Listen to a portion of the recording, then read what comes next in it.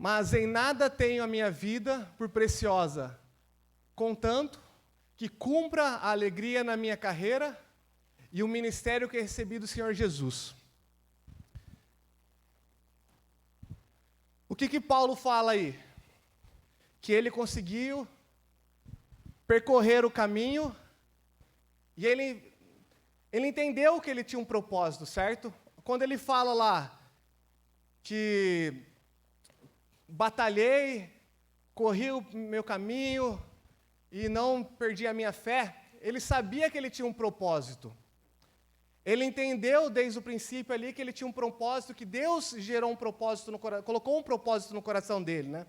Primeiro de tudo, a gente precisa entender que Deus colocou um propósito no coração de cada um que está aqui.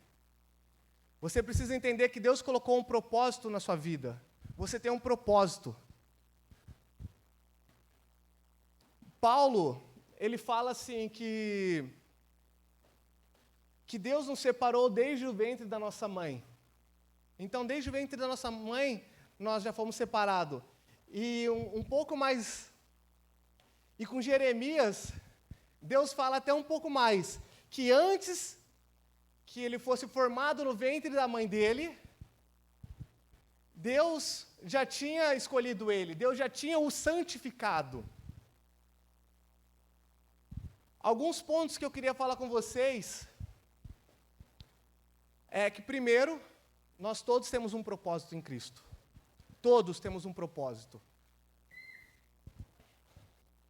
Agora, para aqueles que são pais, líderes, discipuladores, eu queria colocar uma coisa no coração de vocês. E aqueles que vão ter discípulos, aqueles líderes de célula também,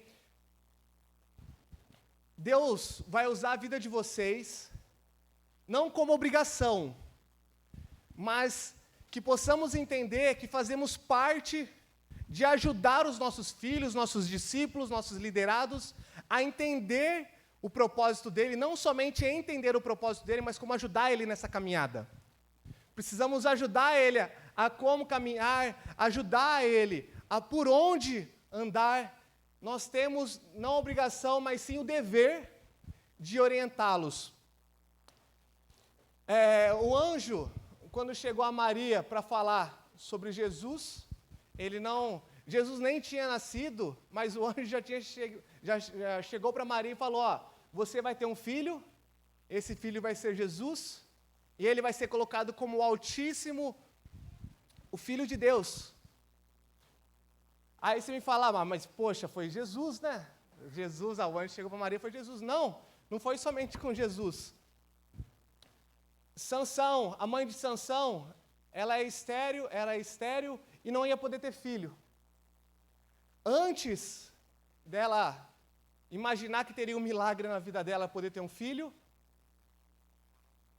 o anjo também chegou para ela, falou que ela ia ter um filho. Além disso, o filho dela já teria um propósito de salvar o povo de Israel das mãos dos filisteus. Então, com quem que Jesus falou primeiro? Com quem que Deus tocou primeiro? Foi na nossa vida?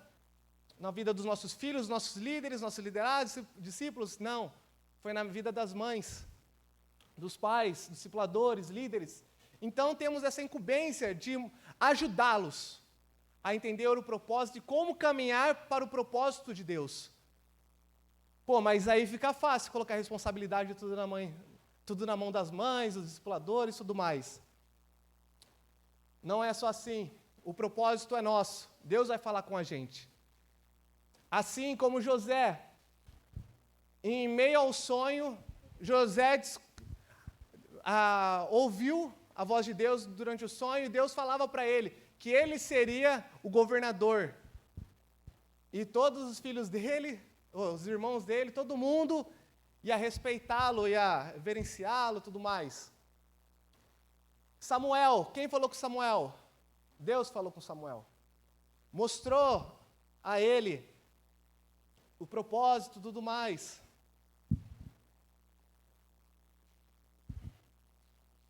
Lá em Atos 13, acho que nem precisa abrir, viu, Ando? Mas lá na igreja Antioquia, desculpa. Enquanto os profetas, os mestres estavam orando lá, jejuando, o Espírito Santo chegou a eles e falou para que eles separassem Saulo e Barnabé, porque o Espírito Santo tinha algo para eles. Então, o que eu falo para vocês essa noite, aqueles que não sabem o seu propósito ainda, Deus quer colocar o propósito na sua vida, quer mostrar a vocês, na verdade, o seu propósito de vida. Deus quer tocar o coração de cada um para que você entenda qual é o seu propósito. E também precisamos entender que precisamos ajudar os nossos filhos, ajudar as pessoas a caminhar para esse propósito, porque Deus colocou no coração, nos nossos corações.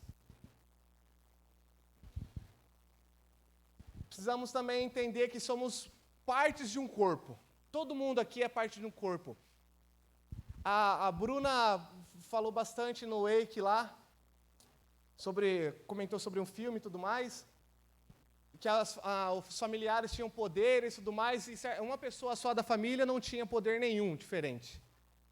E ela se sentia isoladona. Mas ela foi peça fundamental em tudo que aconteceu na história daquela família. Gente, às vezes a gente pensa que não tem um dom, não tem nada, não tem um propósito. Deus não quer, às vezes parece que a gente, mas Deus quer me usar com o quê? Se eu não faço nada, se eu não canto, se eu não danço, se eu não prego, não sei falar direito. Deus não usou Moisés para falar com o faraó lá, mesmo gago. Então Ele vai usar a nossa vida. Ele vai usar a vida de cada um.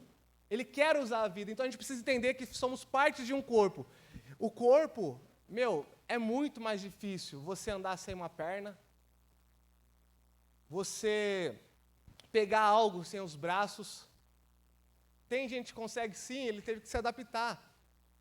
Mas é muito mais difícil.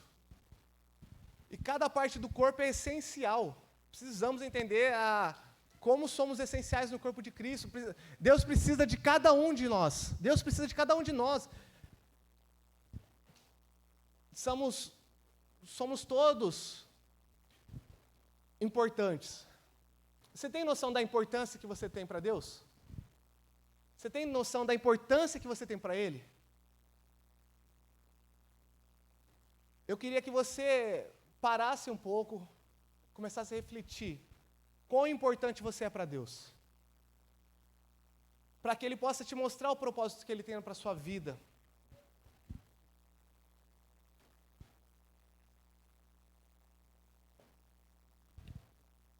Um pouco do propósito, eu queria tocar em 2 pontos, para aqueles que não sabem ainda qual que é o seu propósito. Eu creio em 2 situações. Que o propósito pode ser algo que queime muito forte no seu coração, ou algo que Deus te curou, Deus te tratou, e hoje você sabe que foi um deserto que você passou, foi uma batalha que você passou, e hoje você está mais forte em cima disso. Então, se você não sabe qual que é o seu propósito em Deus hoje, peça direção a Ele, lembre o que queima no seu coração, e onde Ele te usou para você ser tratado, que hoje você pode ajudar as outras pessoas. Agora entrando no segundo ponto, eu não quero me prolongar muito, quero tentar ser mais breve possível. Agora aqueles que já têm um propósito, mas deixou isso fugir aí. Quando a gente fala daquelas pessoas que não conheciam a Deus, aí a Bíblia fala, que aquele que está em Cristo, nova criatura é, as coisas velhas passaram, eis que tudo se fez novo. Fala também em Romanos 8 que não há mais condenação àqueles que estão em Cristo. Poxa, mas eu já conheço a Deus, já sei qual que é o meu propósito. Eu dei mancada, vacilei, então, mas será que Deus vai me aceitar? Será que Deus me perdoa esse monte de erro? Quase soltei um seu aí, mas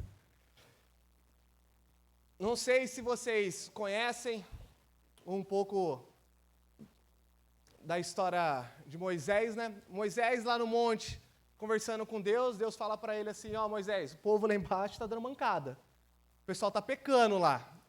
Aí Moisés já deu aquela emburrada, já quis brigar com Deus, né? Falou, Deus, começou a querer ensinar Deus a ser Deus, né? Que às vezes a gente toma essas atitudes, né? A gente quer ensinar o pastor a ser pastor, né?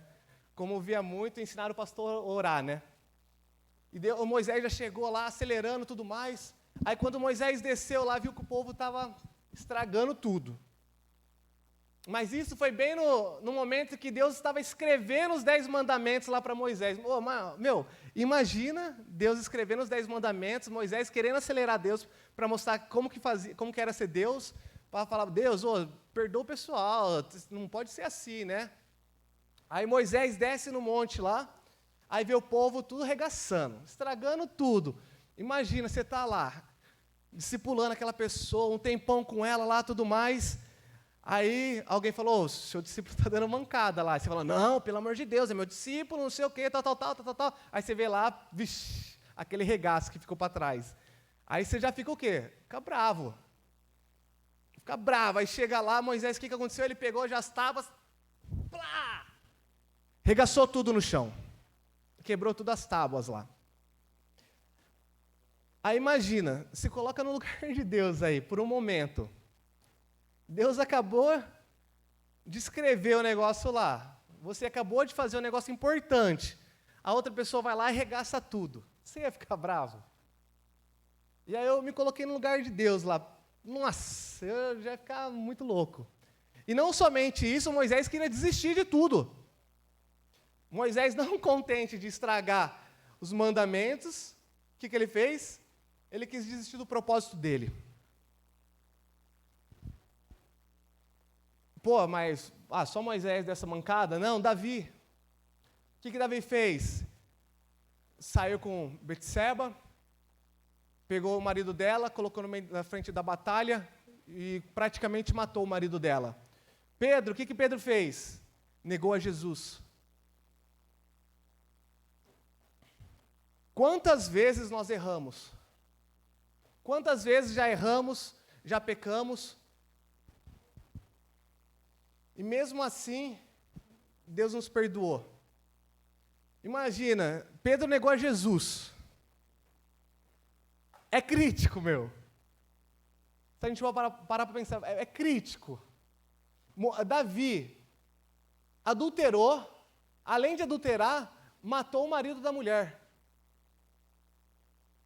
É crítico. Pelo amor de Deus. Mas lá em Êxodo 34, aí Deus começa a mostrar um pouco para Moisés, né? Aí Deus fala, você vai subir de novo e a gente vai restaurar isso daí. Moisés sobe e a partir daí começa a restauração.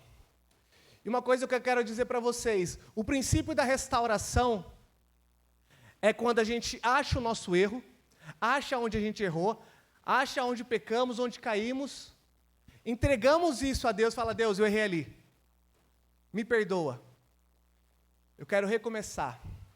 O princípio da restauração é quando entendemos onde erramos e a partir daí pedimos perdão e recomeçamos tudo de novo.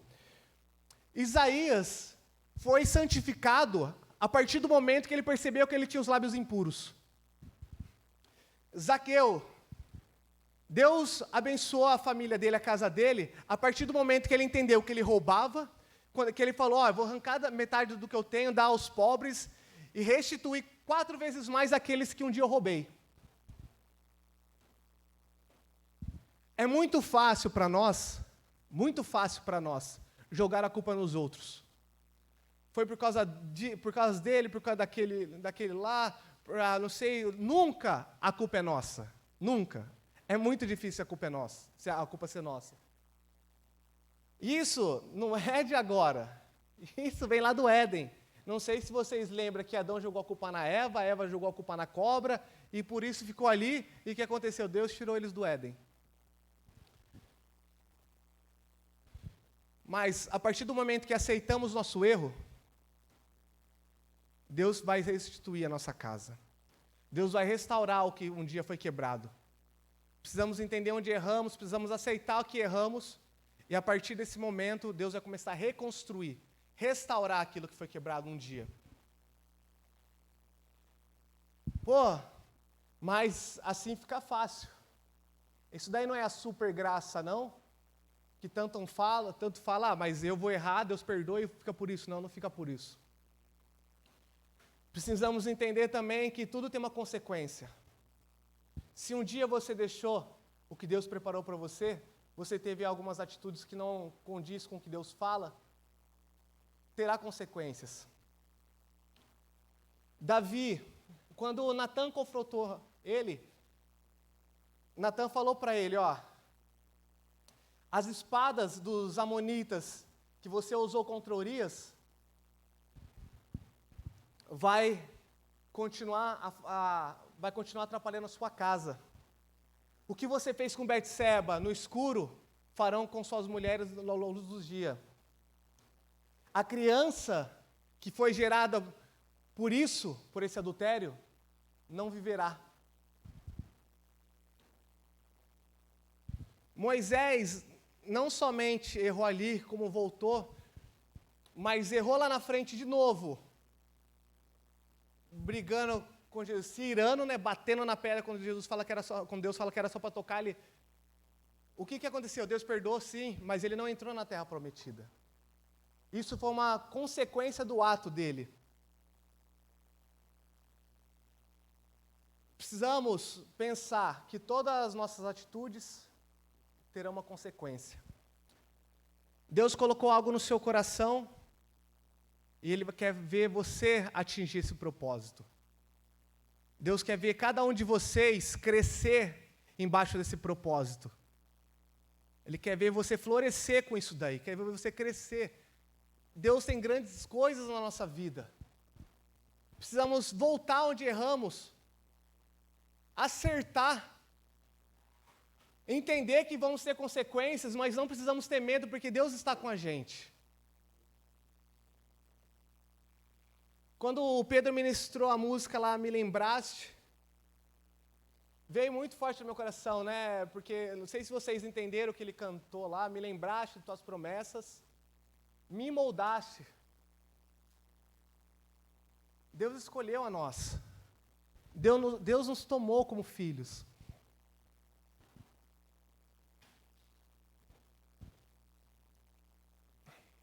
Às vezes é difícil aceitar que erramos. Às vezes é difícil aceitar que, às vezes, nosso propósito que Deus falou para a gente está sendo difícil, está sendo duro, estamos tendo que lutar com nossa carne, porque está muito difícil, porque hoje é fácil, às vezes, a gente cantar, fazer isso, fazer aquilo aqui na igreja, sair fora, fazer o que quer. Ah, Deus vai perdoar, é isso e pronto, não vai dar nada não, vou sair, fico um tempo lá fora, volto, não dá nada. O Tom falou sobre se desviar sábado passado. Mas Deus tem coisas novas na nossa vida. Deus tem grandes coisas na nossa vida. Voltando lá atrás, para finalizar já, a banda pode vir aí. Sansão não errou. Ficou fazendo graça com o dom que Deus deu para ele, querendo mostrar quem ele era, não sei o que, tal. Foi cego. Foi cegado, né? Por homens, tudo mais, foi traído. E o que Sansão fez? Ele viu que ele errou. Ele viu lá atrás que ele errou. E aí ele falou para Deus, Pai, me perdoe, né? Deus, me perdoe, mas me dê mais uma chance. Me dê mais uma chance de cumprir o meu propósito. Me dê mais uma chance de cumprir aquilo que o Senhor tem para a minha vida. Eu quero dizer para vocês nessa noite, Deus está dando mais uma chance para vocês cumprir o propósito dele na sua vida. É um tempo que Ele separou cada um de vocês aqui para cumprir o propósito dele na sua vida. Deus escolheu a cada um de vocês e derramou um propósito sobre a sua vida. É um tempo de você retomar, pedir para Deus perdão onde você errou, onde você caiu. Tomar coragem de enfrentar aquilo que que virá sobre a sua vida. Mas entenda que Deus está com você. Você não está sozinho. Quando Moisés subiu naquele monte para ter que reescrever os mandamentos, ele não estava sozinho. Deus estava com ele. Sansão, quando derrubou tudo, aquele palácio, não estava sozinho. Deus estava com ele, deu a força, permitiu que ele fosse mais uma vez. Pedro, mesmo negando Jesus, foi o líder da igreja de Jerusalém. Davi, errando, fazendo tudo aquilo, foi o homem segundo o coração de Deus. Temos que entender que Deus não vai tirar o propósito da nossa vida. Pelo contrário, Ele quer restituir se um dia a gente deixou para trás. Ele quer restaurar tudo isso. Ele quer usar a sua vida. Ele quer usar a sua vida, a sua casa, para ser o exemplo de uma geração. E se hoje você está aqui, você tem o privilégio de recomeçar. Estamos falando de janeiro, os primeiros 15 dias do ano. Estamos falando que 2022 vai ser um ano tremendo sobre a nossa vida. Que mesmo em meio às dificuldades, às doenças, um monte de coisa que quer atrapalhar a gente, estamos falando que é um ano de promessas que Deus tem sobre a nossa casa, sobre a nossa vida. Deus quer derramar algo novo sobre a sua casa, algo novo sobre a sua vida. É um tempo de restituição. É um tempo de cura. É um tempo de renovo, restauração.